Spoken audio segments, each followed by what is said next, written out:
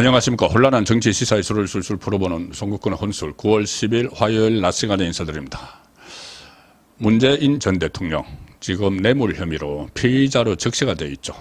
자, 그런데 문재인의 복심 또는 대변인 이렇게 불리는 윤건영 국회의원입니다. 윤건영 의원이 MBC 라디오에 나와서 어제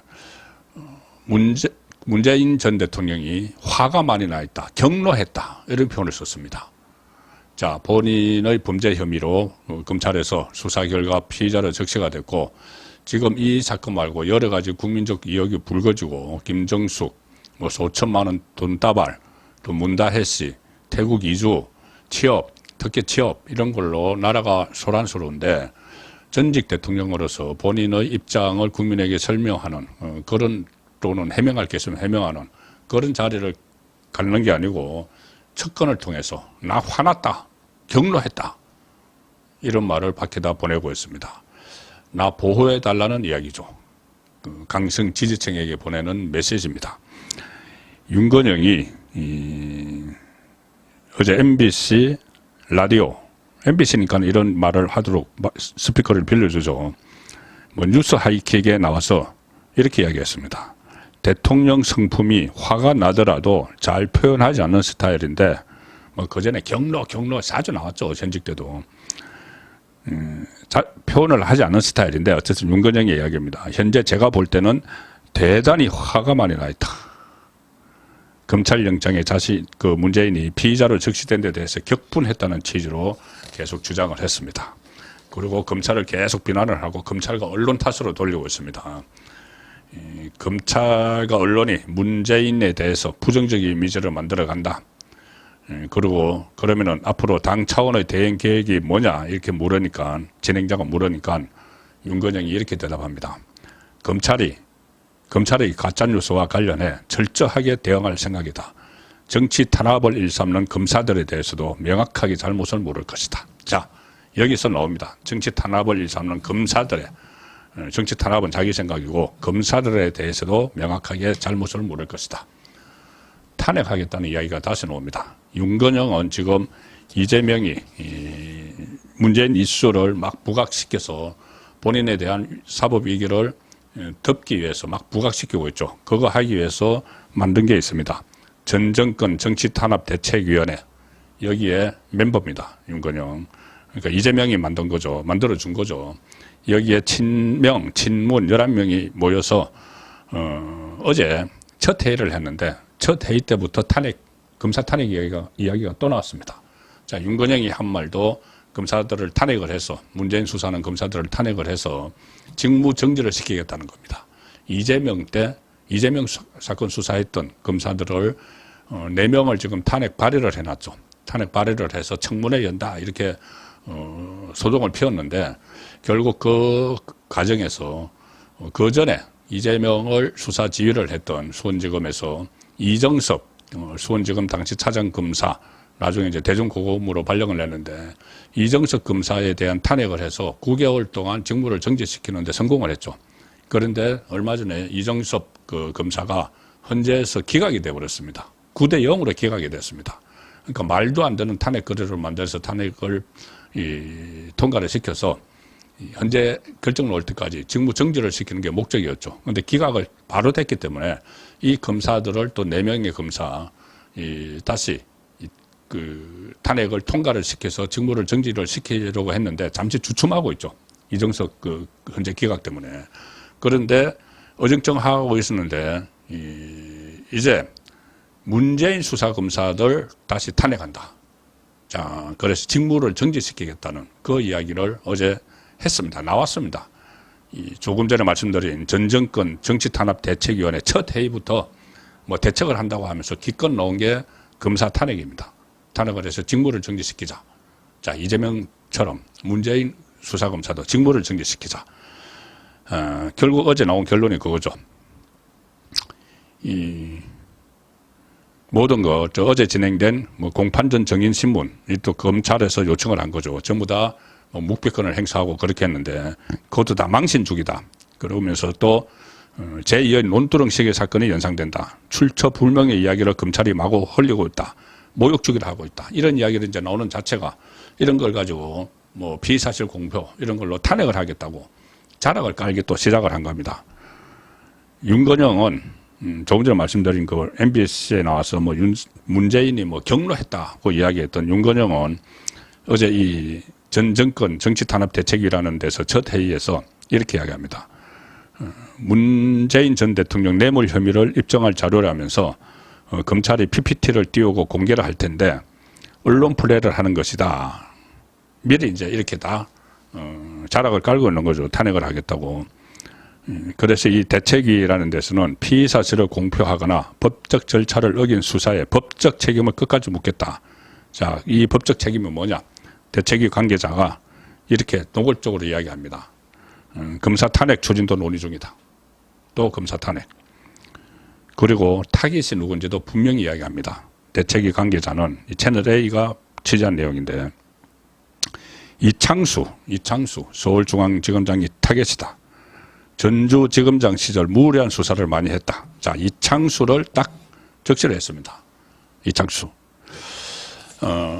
이창수 전주지검장으로 작년 9월에 부임을 했죠. 그래서 한 3, 4년 동안 다른 지검장들이 전주지검장들이 개변에 속에 넣고 묵혀놨던 사건. 사실상 이원석 검찰총장이 수사를 막았다. 그런 말이 있습니다. 그 사건 이상직과 관련된 뇌물 사건을 본격적으로 수사한 이창수 검사장이죠. 작년 9월에 부임을 해서 작년 연말 올 초까지 대대적인 압수수색을 했습니다. 그리고 그때 실무적으로 지휘한 사람이 이성학 전주지검 형사 3부장이죠. 그래서 이창수, 이성학을 일단 아마 탄핵을 추진을 할 겁니다. 그때 이창수에 대해서는 전주지검장 시절에 수사를 아주 강도 높게 한다고 친문 27명이 막 비난하는 성명을 냈죠. 그래서 감찰을 해야 된다. 그렇게 막 요구를 했던 그 이창수. 눈에 가시죠. 이창수 검사장은 그 전에도 성남, 그러니까 수원 쪽에 근무를 할 때 성남 FC 후원금과 관련해서 이재명도 기소를 했던 인물입니다. 그래서 눈에 가시 같은 이창수, 이제 문재인을 수사를 하고 있고 또 이것뿐이 아니죠. 지금 이창수, 이성학 이 두 사람은 서울중앙지검으로 와 있습니다. 이창수 서울중앙지검장은 지금 울산시장 선거 불법 개입 혐의 여기도 수사를 지휘를 하고 있죠. 그리고 이성학 당시 전주지검 형사 3부장은 지금 서울중앙지검 반부패 3부장으로 했습니다. 그러니까 전주지검장 그리고 형사 3부장으로서 문재인 수사를 했던 이 지휘부가 서울중앙지검으로 딱 그대로 옮겨와 있죠.